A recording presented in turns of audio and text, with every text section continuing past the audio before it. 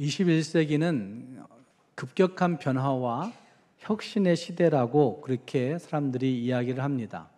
실제로 21세기 들어와서 일어난 여러 가지 변화들 가운데 과학 기술 분야, 의료 분야, 경제 분야, 사회 분야, 문화 분야 할 것 없이 모든 영역에서 큰 변화들이 일어났음을 우리는 부인할 수가 없습니다.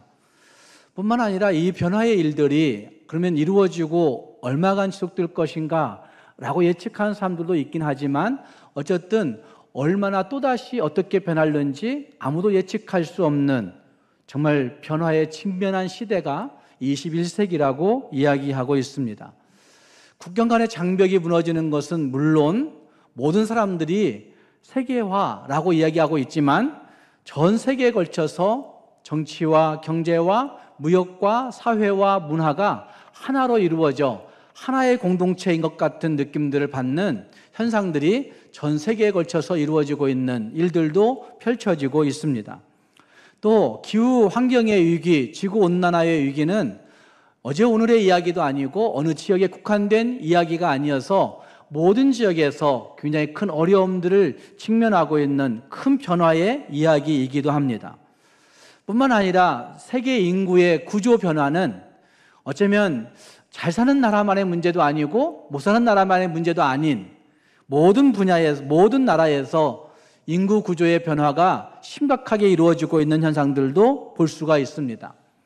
이 여러 변화의 이야기들을 하고 있지만 가장 큰 문제가 되는 변화는 가치관의 변화라고 저는 생각합니다. 개인주의화 되어지고 평등주의, 자유주의라고 이야기하는 가치관의 확산은 어쩌면 이 사회를 굉장히 힘들게 만들고 있는 그 모습 중에 하나라고 말할 수가 있습니다. 전통적인 사회 구조가 바뀌어지고 있는 변화의 일들이기도 하지만 그것으로 말미암아 자아실현과 개인의 창의성들이 늘어날 수도 있는 좋은 장점도 있긴 하지만 그러나 과도한 경쟁의 사회를 이끌고 있는 모습이나 아니면 개인주의화된 생각들 속에서 허무주의가 팽배해져 가고 있는 현상들이나 아니면 그것으로 말미암아 여러 계층에서 소통이 단절되는 현상들이 또 공동체성의 약화들은 굉장히 위험스러운 모습이라고 말할 수가 있을 것입니다. 실제로 이러한 모습들 때문에 정체성의 혼돈으로 인해서 방황하는 사람들도 이 땅 가운데 많은 것을 볼 수가 있습니다. 교회는 어떤 모습일까라는 생각을 해보게 됩니다. 세상의 변화를 직면하고 있는 이 교회가 도대체 어떻게 그것들을 바라보아야 할 것인가의 문제를 우리는 생각해 보아야 되는데 오늘 말씀을 생각해 보시면서는 어쩌면 우리에게 일어나고 있는 여러 가지 치열한 영적 전쟁의 이야기들이 이 세상 안에 있다고 한 사실을 부인할 수가 없습니다. 사회 구조의 변화들 뿐만 아니라 과학기술의 발전들 뿐만 아니라 어쩌면 사람들이 가지고 있는 가치관의 변화까지도 통틀어서 믿는 그리스도인들에게 굉장히 큰 영적 전쟁의 이야기들로 다가올 수 있다는 사실들을 볼 수가 있다는 말입니다. 오늘 말씀을 같이 생각해 보시면서 오늘 나에게는 이와 같은 영적 전쟁이 없는지 우리 자신들을 돌아볼 수 있기를 바랍니다. 본문을 묵상해 보면서 나에게는 영적 전쟁은 과연 무엇일까 하는 것들을 돌아보면서 그 영적 전쟁에서 승리할 수 있는 비결을 붙들 수 있는 우리 모두가 될 수 있기를 주님의 이름으로 축복합니다. 함께 그 말씀에 등장하고 있는 다섯째 나팔과 여섯째 나팔의 울림 사건을 어쩌면 심판의 대행자로 사탄을 사용하시는 하나님, 그분을 볼 수 있는 본문이 오늘의 본문이라 말할 수가 있습니다. 심판의 대행자로 사탄을 사용하고 있는 하나님의 모습을 볼 수 있고 또 한 가지는 그 속에서 살아가고 있는 그리스도인들의 모습을 우리는 생각해 볼 수 있다는 말입니다. 먼저 하나님은 어떤 분이신지 생각해 볼 수 있습니다. 여러분은 이 본문들을 읽으면서 하나님은 심판을 행하시는 두려운 하나님, 재앙을 내리시는 무모한 하나님 이렇게 느껴지진 않습니까? 그러나 본문이 말씀하고 있는 하나님의 모습을 하나님의 말씀 속에서, 본문 속에서 찾아본다고 한다면 크게는 두 가지의 모습을 볼 수 있다고 생각합니다. 한 가지는 불순종한 천사들을 불순종한 그들을 내어 쫓아버리신 하나님의 모습이 등장하고 있고, 또 한 가지는 그들의 활동을, 사단의 활동을 제한시켜 놓으시는, 그들의 활동의 영역이나 활동의 시간을 제한시켜 놓으시는 하나님의 모습을 볼 수가 있습니다. 이 두 가지 모습을 함께 생각해 보시면 하나님은 그 세상 모든 것들의 주관자이시다라고 하는 사실을 볼 수가 있는 것입니다. 함께 그 말씀 1절 말씀은 다섯째 천사가 나팔을 부는 것으로 시작하고 있고, 다섯째 천사가 나팔을 불자 하늘에서 떨어진 별 하나가 무저갱의 열쇠를 받았고, 그리고 그 다음 말씀들 보면 그 무저갱을 여니 그 속에서 연기와 함께 황충이 등장하는 그런 일들이 1절과 2절 말씀에 나타나고 있습니다. 이 구절들을 극단적으로 문자적 해석에 치우치는 사람들이 있습니다. 그들은 요한이 환상에서 본 그것들을 실생활에서 볼 수 있다고, 느낄 수 있다고 그렇게 생각합니다. 그래서 지구 표면 어딘가에 큰 구멍이 뚫어지는 날이 올 것이고, 그 구멍이 뚫리면 지구 표면에 뚫린 그 구멍으로 말미암아 어떤 연기가 피어오르게 될 것이고, 그리고 땅속으로부터 땅에서나 바다에서나 전혀 볼 수 없었던 황충, 이 황충은 메뚜기라고 해석할 수 있는 원어적인 의미는 메뚜기인데, 이 황충이 거대한 재앙을 가져오는 모습을 그 해석을 하는 사람들은 상상하는 것 같습니다. 어떤 면에서는 이런 일도 있을 수 있겠지라고 해석할 수 있겠지만, 그러나 지구의 표면에 구멍이 뚫리는 일 같은 일들이 과연 일어날 수 있을까라는 생각을 해볼 수 있습니다. 또한 신천지 같은 이단들은 땅에 떨어진 별을 7교회에 배도한 거짓 목사들로 해석을 합니다. 7교회로 표현되어지고 있는 요한계시록의 7교회는 초대 1세기에 있었던 7개의 교회를 이야기하고 있음과 동시에 오고 오는 모든 역사 가운데 있는 교회들을 일컫고 있는 교회의 대명사처럼 쓰여지고 있는 구절인 것을 볼 때에, 신천지의 목적은 오늘날 지상에 있는 이 땅의 교회들 안에 있는 목사들을 다 거짓 목사로 치부하고, 그 거짓 목사들이 땅에 떨어진 별들과 같다, 이렇게 해석을 하고 있는 것입니다. 무저갱의 열쇠는 영계의 마귀와 육계의 지옥 사자를 나오게도 하고 들어가게도 할 수 있는 교리라고 그렇게 해석을 합니다. 교훈, 교리, 이렇게 해석을 합니다. 그래서 그 거짓 목사들이, 거짓 목자들이 잘못된 교리를 통하여서 그들을 영계의 마귀와 육계의 거짓 지옥 사자들까지 나오게도 하고 들어가게도 한다. 그들의 영혼을 지옥에 가둬놓기도 한다. 이런 표현들을 쓰고 있는 신천지 해석이 있는 겁니다. 이렇게 해석하는 이유는 7교회로 대표되고 있는 기존의 개신교회를 집요하게 무너뜨리려고 하는 그 생각에서 짜맞추는 해석을 하고 있다라고 말할 수밖에 없습니다. 그 7교회의 거짓 목자, 이렇게 얘기하는 것 자체가 잘못된 것이고, 그 7교회가 지금 지상에 있는 교회의 목사들을 일컫고 있는 것이다, 이렇게 해석할 수도 없는 것이고, 땅에 떨어진 별 이야기를 7교회의 목사들로 해석하는 것도 매우 무모한, 무리한 해석임에 틀림이 없습니다.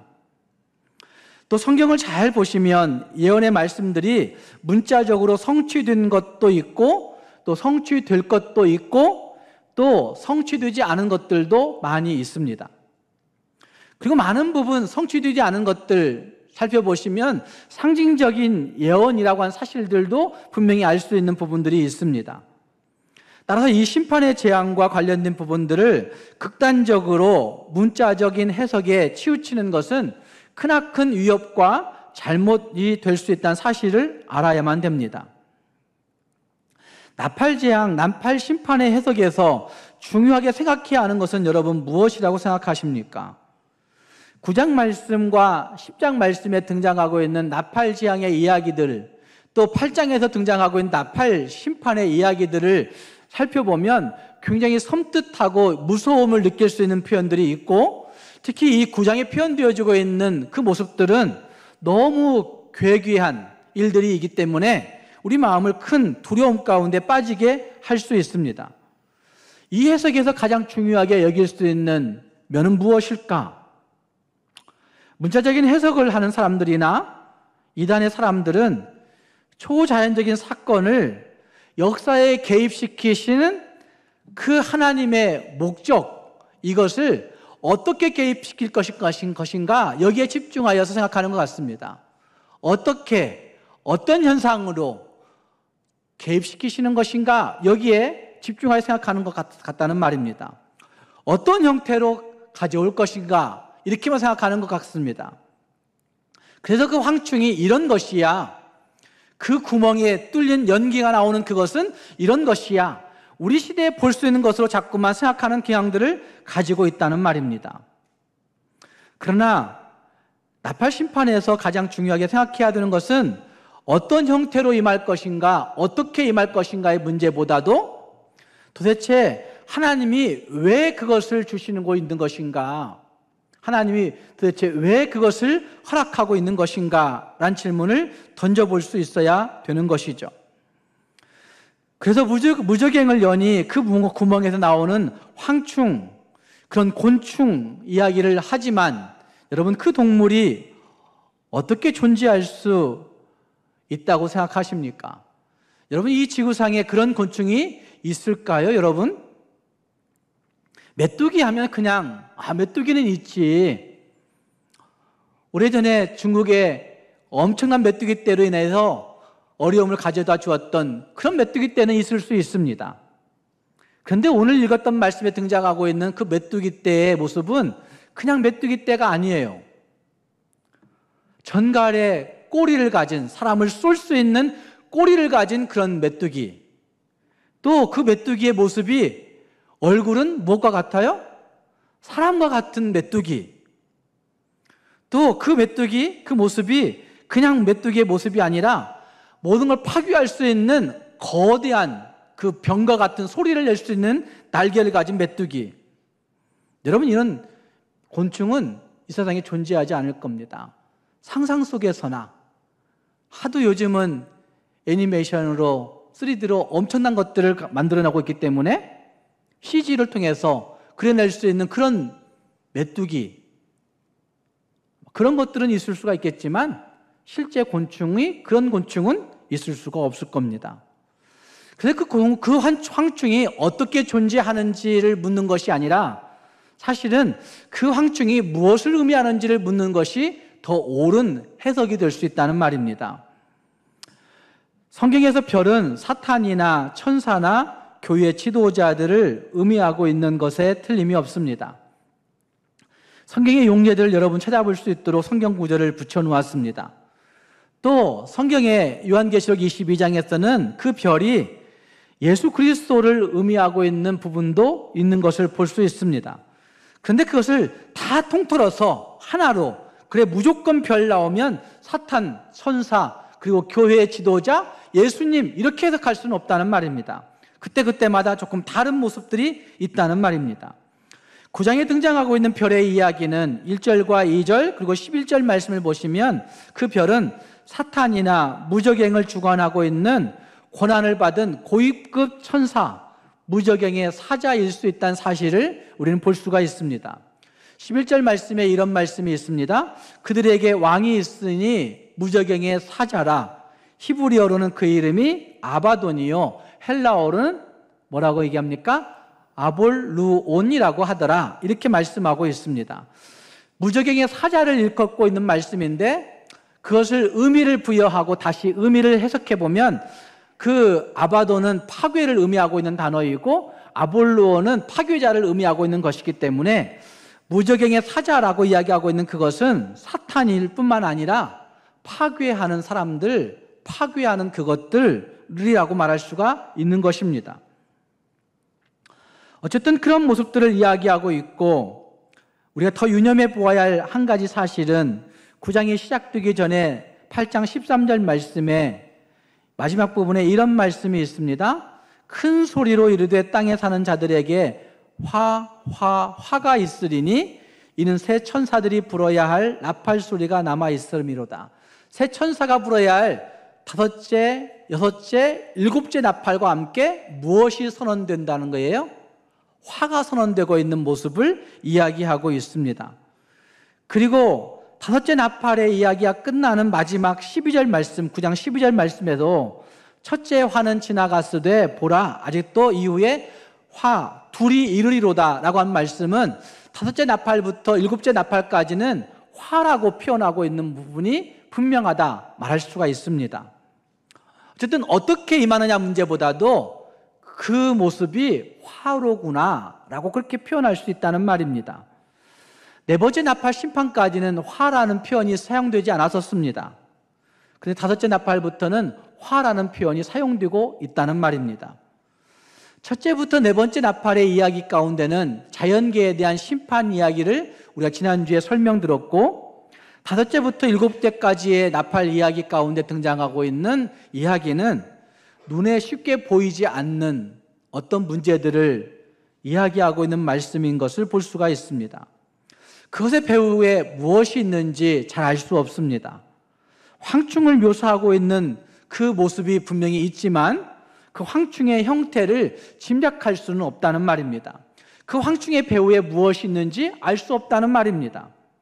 황충이라고 표현하고 있는 그 존재 때문에 사람들은 자꾸 기괴한 어떤 곤충의 형상, 동물의 형상을 자꾸 이미지를 유추해내려고 애들을 씁니다. 그러나 그것 시간보다도 더 중요한 것은 그 배후에 있는 영적 실체가 무엇인가를 생각하는 것이 훨씬 더 중요한 문제일 것입니다. 1절 말씀 다시 돌아가 보면 거기에 이런 말씀이 있습니다. 하늘에서 땅에 떨어진 별 하나라고 표현하고 있는 말씀이 있습니다. 하늘에서 떨어진 땅에 떨어진 별 하나라고 하는 이 표현을 도대체 어떤 모습일까라고 이야기할 때 12장 9절 말씀에는 이런 말씀이 등장합니다. 12장 9절 말씀에 큰 용이 내쫓기니 옛뱀 곧 마귀라고도 하고, 누가 쫓긴 거예요? 그러니까 마귀가 쫓겨난 거죠. 사탄이라고도 하며 온 천하를 꿰는 자라. 그가 땅으로 어떻게 됐어요? 내쫓기니 그의 사자들도 그와 함께 내쫓기니라 라고 말씀하신 그 말씀에서 사탄이 땅으로 내쫓겨서 사탄과 함께하는 그의 사자들도 함께 내쫓겼더라 라고 한 말씀이 12장 9절에 등장하는 것 보면, 여기 9장 1절 말씀에 등장하는 땅으로 떨어진 별 하나라고 하는 표현은 사탄, 어쩌면 하나님께 내쫓겨버린 사탄의 이야기를 하고 있는 것이라 할 수 있다는 말입니다.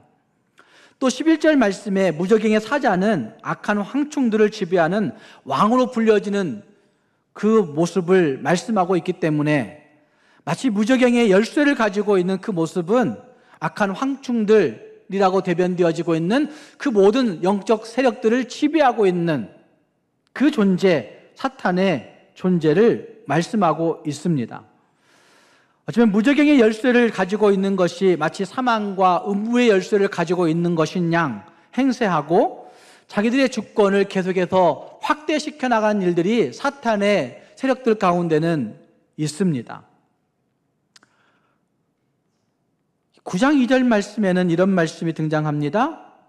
그가 무저갱을 여니 그 구멍에서 큰 화덕의 연기 같은 연기가 올라오매 해와 공기가 그 구멍의 연기로 말미암아 어두워지며 라고 말씀합니다. 그 사탄이 무저갱의 열쇠를 여니라고 하는 이 표현, 그래서 그때부터 온갖 일들이 벌어지는 것입니다. 2절 이하의 말씀들은 땅으로 떨어진 그 사탄이 쫓겨난 것에 대한 분풀이하는 것과 같은 모습들이 표현되어지고 있는 것이죠. 쫓겨난 그 분풀이를 하고 있는 세상의 일들 속에서 세상을 파괴해버리려고 하는, 하나님을 파괴할 수 없으니까 하나님이 지어놓으신 이 세상을 파괴하려고 하는 것 같은 일들이 펼쳐지고 있는 모습이 나타나고 있는 것입니다. 다양한 일들을 행하고 있는 모습이 거기 보여지고 있습니다. 그리고 그 고통스러운 일들이 육체적으로 우리를 억죄이고 심리적으로 우리를 압박하고 정서적으로 우리를 망가뜨리고 영적인 영역을 통틀어서 우리를 파괴하려고 하는 그런 일들이 나타나고 있는 모습이라 할 수가 있습니다.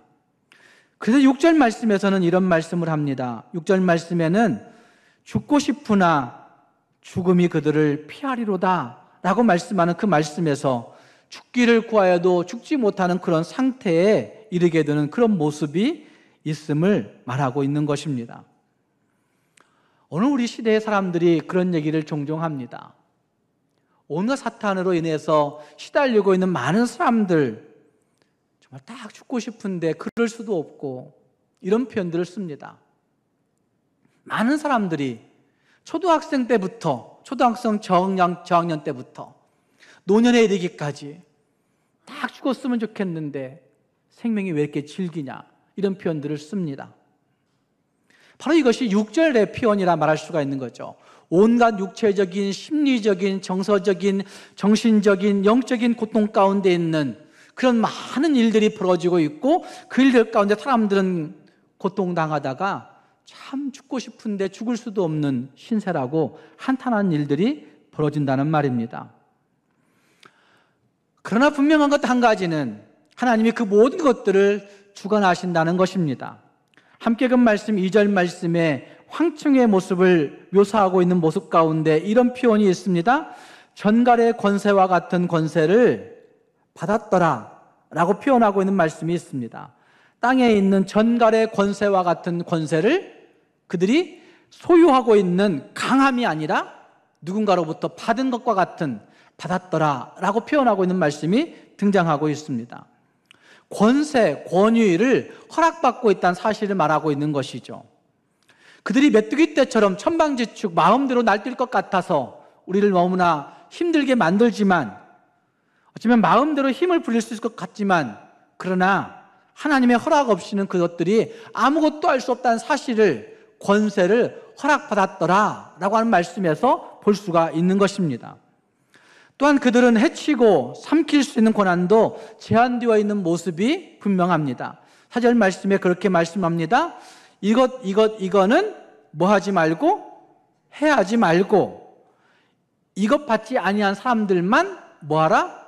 해하라 라고 그렇게 말씀하고 있는 말씀이 등장하고 있습니다. 하나님의 인침을 받지 않은 사람들만 해할 수 있다는 사실을 말하고 있습니다.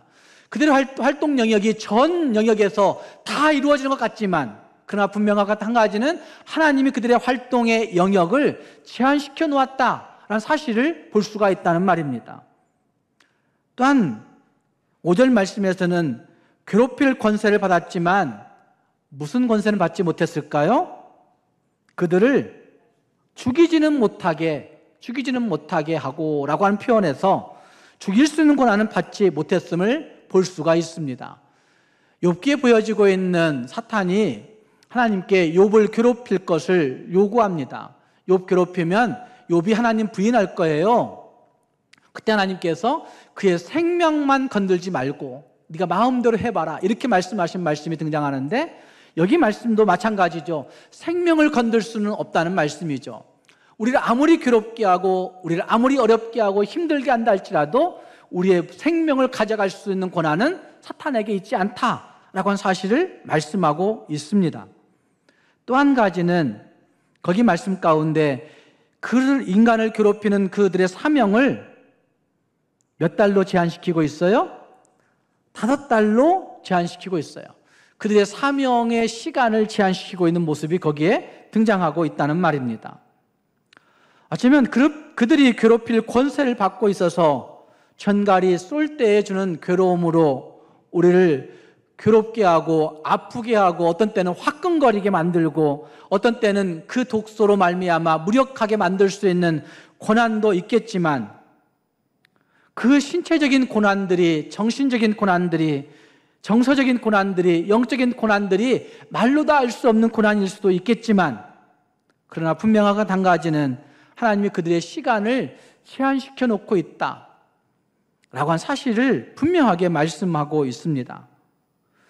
어쩌면 그들이 당하고 있는 신체적인, 정신적인, 정서적인, 심리적인, 영적인 고통의 최극단의 모습은 6절의 말씀인 거죠. 그날에는 사람들이 죽기를 구하여도 죽지 못하고 죽고 싶으나 죽음이 그들을 피하리로다 라고 하는 표현이라 말할 수가 있는 것입니다. 사랑하는 여러분, 황충으로 대변되어지고 있는 그 여러 가지 사탄의 역할들로 인하여서 우리는 얼마든지 시험에 노출될 수 있고 유혹에 노출될 수 있는 시대를 살고 있음에 틀림이 없습니다. 그러나 분명한 한 가지는 하나님께서 특별하게 하나님의 백성들을 보호하신다는 것입니다. 하나님의 주권을 가지시고 하나님께서 그들을 인도하신다는 사실입니다. 우리 모두가 하나님께서 재앙의 도구로 사용하시는 그것들로 인하여서 여러 가지가 힘들고 어려울 수 있지만 그럼에도 불구하고 하나님께서 그 모든 것들을 다스리신다는 사실을 확신하면서 하나님을 믿고 신뢰함으로 언젠가 반드시 승리할 날을 기대하고 바라볼 수 있는 저와 여러분이 될 수 있기를 주님의 이름으로 축복합니다. 또 한 가지는 다섯째 천사의 나팔과 여섯째 천사의 나팔 울림과 함께 벌어진 일들이 도대체 우리에게 무엇을 의미하는 것일까 하는 것입니다. 이미 말씀드린 대로 2절 말씀에 보면 무저갱을 여니 그 구멍에서 큰 화덕의 연기 같은 연기가 올라와 어두워지며 라고 이야기합니다.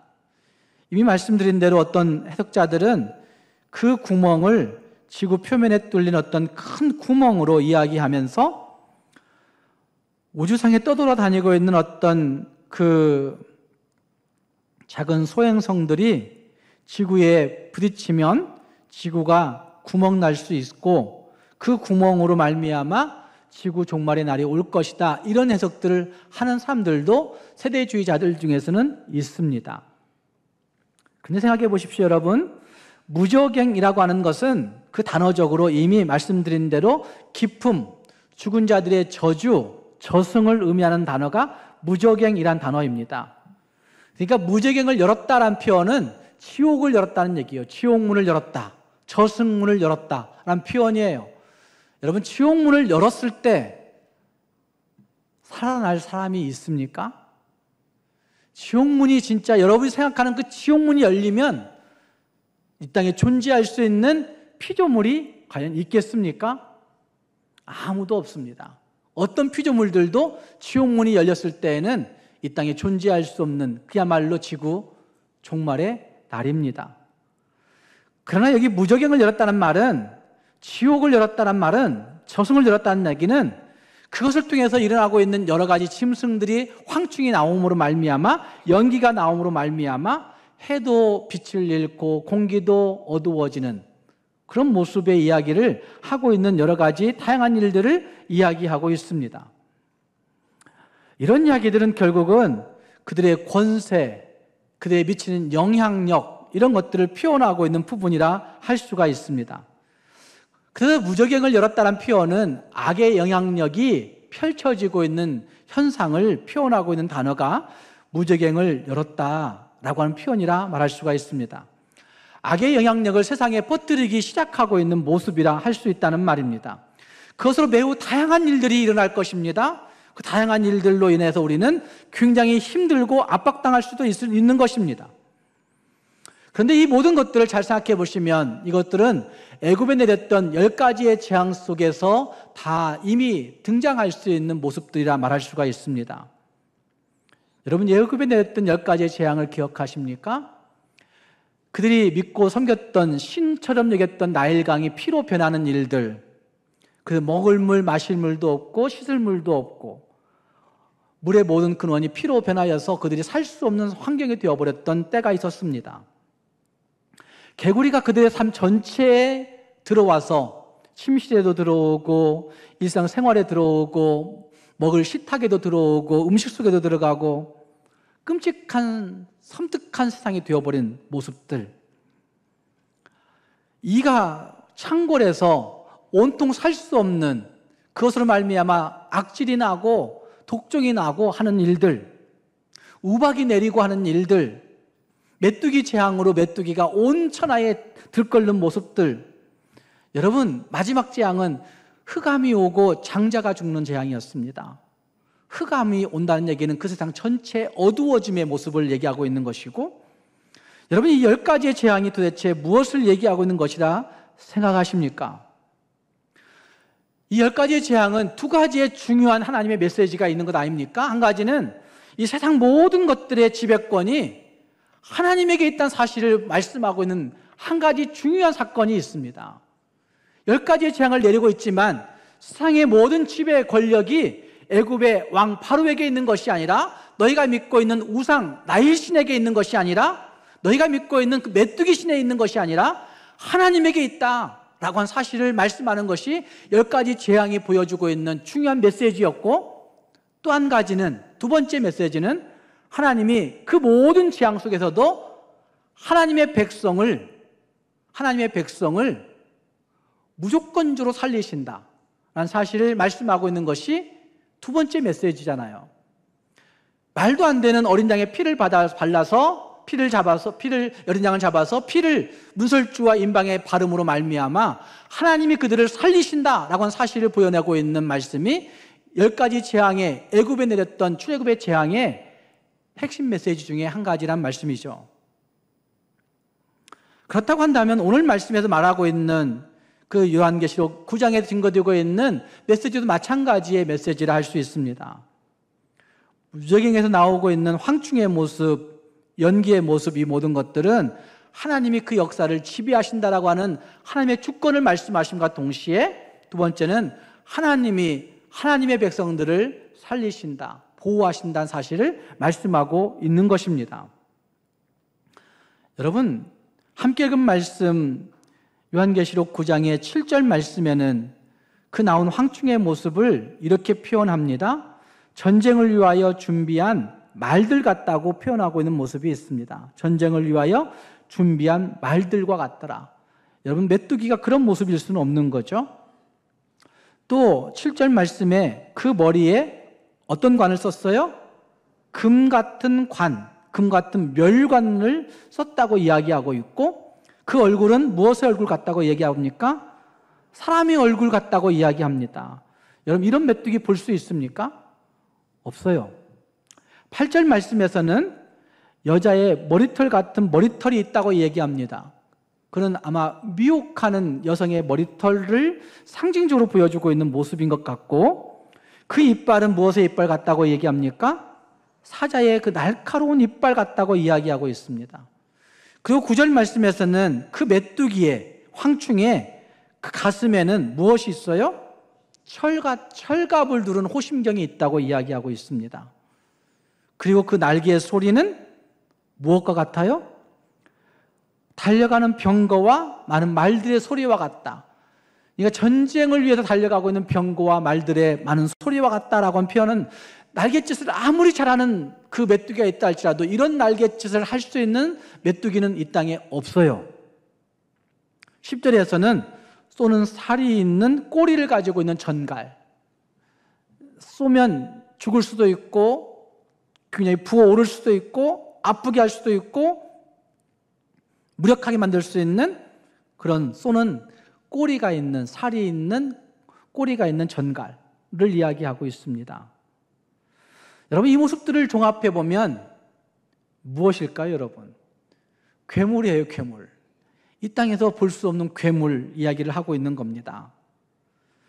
그래서 이 묘사를 문자적으로 해석하려고 할 때 무시무시한 괴물을 형상화해내서 자꾸만 우리를 겁박하는 겁니다. 그러나 잘 생각해 보십시오. 2000년 전에 사도 요한이 이 서신서를 받을 때, 하나님으로부터 받을 때, 사도 요한은 우리처럼 CG가 난무한 공상 과학 만화나 영화를 본 사람이 아니었습니다. 과학기술이 발달한 그런 사회에 살았던 사람이 아니었습니다. 그렇게 볼 때 요한은 그 알 수 없는 형상을 보고 얼마나 괴로웠을까요? 사실상 표현 불가능한 어떤 형체를 자기가 이미 경험했던 어떤 것들이나 자기가 이미 어떤 것을 통해서 알고 있는 어휘들을 총동원해서 표현 불가능한 것을 표현해내고 있는 모습이 지금 여기에 등장하고 있는 겁니다. 그래, 그것을 사실로 문자적으로 이야기하려고 하면 너무나 어려운 이야기가 되고 만다는 말입니다. 그러나 그 이야기 속에서 한 가지 분명하게 알 수 있는 것은 무엇이냐면 사탄이라고 하는 존재가 어떤 존재라고 느낄 수 있는 것일까요? 정말 무서운 존재, 호전적인 존재, 날카로운 존재, 살벌한 존재, 우리를 꼼짝달싹 할 수 없게 만들어버리는 그런 존재. 우리가 막아선다고 해도 제지당하거나 물러서지 않는 존재. 어쩌면 그 본연의 목적에 맞게 사람들을 괴롭게 하고 찢어놓고 파괴하려고 하는 파괴자라고 밖에 말할 수 없는 그런 모습, 섬뜩한 모습이 이 모습 가운데 있는 것입니다. 그래서 이 황충, 무저갱의 사자로 알려지고 있는 이 황충의 존재들은 결국 초자연적이고 영적인 귀신적인 존재들을 의미하고 있는 것에 틀림이 없습니다. 무저갱의 문이 열리고 나오는 연기 속에, 연기는 세상 속에 만연하게 퍼져가는 악의 영향력을 이야기합니다. 거짓과 미혹함이 있고 시기와 질투의 생각이 있고 그릇된 사상의 문제가 있고 물질 만능주의가 우리를 지배함으로 말미암아 어쩌면 그 악의 영향력 가운데 살고 있는 우리들의 모습들, 도덕적인 타락과 그리고 윤리적인 감각의 상실감 속에서 살아가고 있는 우리들의 양심에 무디어진 모습들, 종교적 감각의 상실로 말미암아 하나님을 하나님으로 인정하지 않으려고 하는 세상의 오만한 모습들, 이런 모든 것들이 결국은 잘 생각해 보시면 영적인 무지로 말미암아 세상 모든 곳에 어두워진 세상, 캄캄한 세상의 모습을 이야기하고 있는 것입니다. 그 사탄의 존재는 매우 공격적으로 우리에게 다가올 겁니다. 큰 멸관을 가진 것처럼 권세 있게 다가올 때도 있을 것입니다. 어쩌면 가장한 사람의 모습, 사람의 얼굴의 모습은 우리의 정신을 쏙 빼놓을 만큼 어떤 미혹적인 모습으로 다가올 때도 있을 것입니다. 어쩌면 그들이 가진 힘과 권력을 가지고 우리를 지혜롭게 할 만큼 달콤하게, 똑똑하게, 정말 현명하게 보일 수 있게 만드는 모습으로 우리를 미혹해 올 수도 있을 것입니다. 큰 힘과 세력을 가지고 다가와서 우리를 정말 치명적으로 넘어지게 만들 수 있는 그 권한과 능력들이 그들에게는 있을 것입니다. 사랑하는 여러분, 우리는 어떻게 살아야 되겠습니까? 저는 이것이 영적 전쟁의 시대라고 생각하면서 해석하는 것입니다. 사탄의 존재의 이야기를 쭉 생각해 보시면 이것은 치열한 영적 전쟁의 시기를 우리에게 말씀해 주고 있는 사실이라 할 수 있다는 말입니다. 이 치열한 영적 전쟁의 시대에 우리는 도대체 무엇으로 살아야 되겠습니까? 어떻게 살아야 되겠습니까? 그리고 영적 전쟁의 시기는 과연 언제부터 시작된 것이라고 여러분은 생각하십니까? 나는 그래도 예수 이름으로 살고 있으니까 나는 영적 전쟁과 상관없어 라고 생각하시는 분들도 있겠지만 죄송하지만 영적 전쟁의 시기는 예수님이 처음 오시는 그때부터 지금 줄곧 우리에게 있는 이 시기 전체를 통틀어서 영적 전쟁의 시기라고 말하고 있는 것입니다. 그렇다면 우리는 무엇으로 어떻게 살아가야 되는 것입니까? 어떤 분들은 그렇게 얘기합니다. 예수 이름으로 물리치며 살아야죠. 이렇게 얘기합니다. 여러분, 될까요? 예수 이름으로 물리치면 됩니까? 내 마음이 피폐해지고 힘들어지고 괴로워지는데, 죄 짓고 영원히 살고 있는데, 여전히 죄를 짓고 살고 있는데 예수 이름 붙들고 있다고 되는 겁니까? 아무리 외쳐봐도 소용이 없습니다. 예수 이름을 아무리 주문처럼 외워봐도 소용이 없을 때가 있습니다.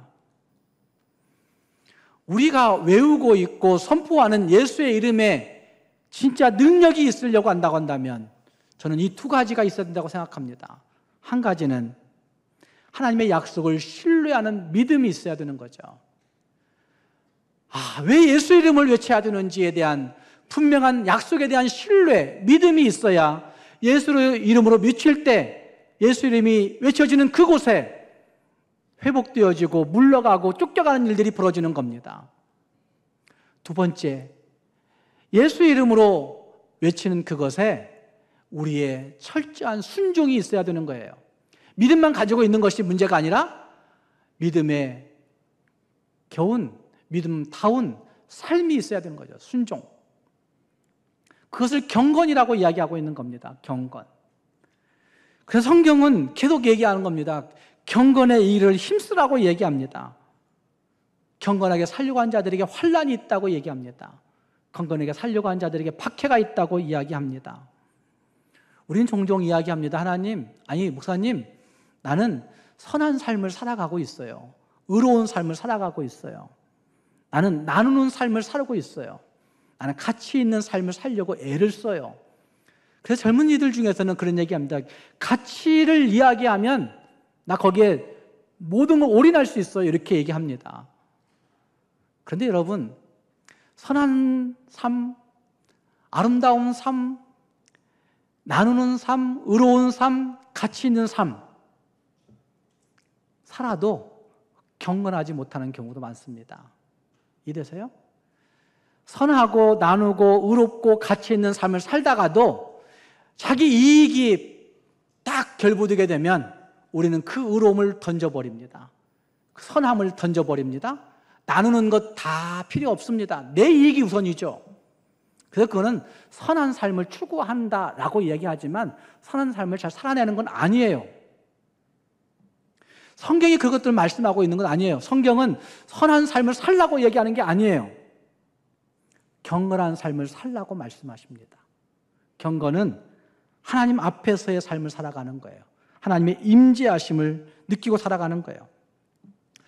헬라 말로 경건이라는 단어는 크레마티조라고 한 단어인데, 이 크레마티조라고 한 단어는 코람데오라고 하는 하나님 앞에서라고 하는 그 코람데오라는 라틴어에서 나온 단어가 크레마티조라고 한 단어예요.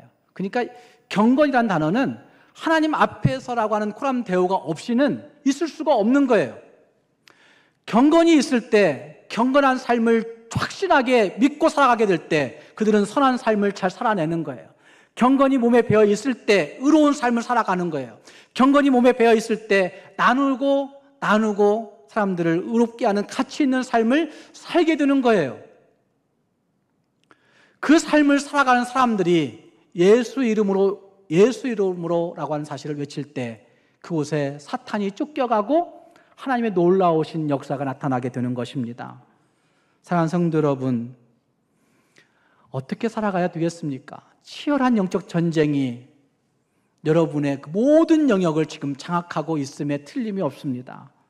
황충의 연기가 우리의 모든 영역에 다 비쳐서 우리의 정신도, 우리의 정서도, 우리의 감정도, 우리의 심리 상태도, 우리의 영적 상태도, 우리 육체적 상태도 파괴되어 가고 있는 이 시대에 무엇으로 살아가야 되겠습니까? 경건이 해답입니다. 그래서 고린도후서 13장 5절 말씀에 너희는 믿음에 있는가 너희 자신을 시험하고 너희 자신을 확증하라. 세번역 성경은 이렇게 번역합니다. 자기가 믿음 안에 있는지를 스스로 시험해보고 스스로 검증해 보십시오. 그걸 모른다면 여러분은 실격자입니다. 이렇게 얘기해요.